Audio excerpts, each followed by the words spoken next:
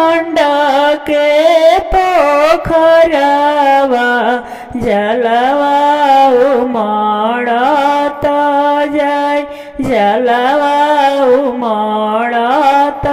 जाय पेन्हाना कवना से कपियरिया चल छठी मैया के घाट चल छठी मैया के घाट पेन्हाना कवना दे चुनरिया चल छठी मैया के घाट चल अर्घ दियाय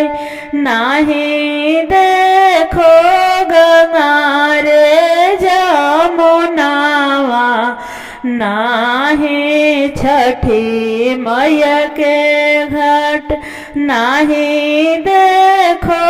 पंडित के बेटउआ कैसे अर्घ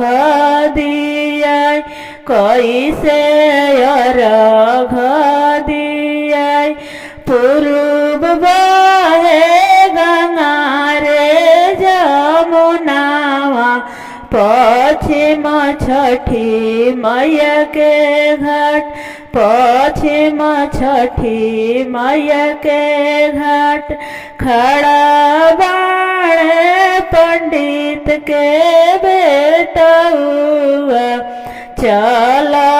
अर्घ दियाय चल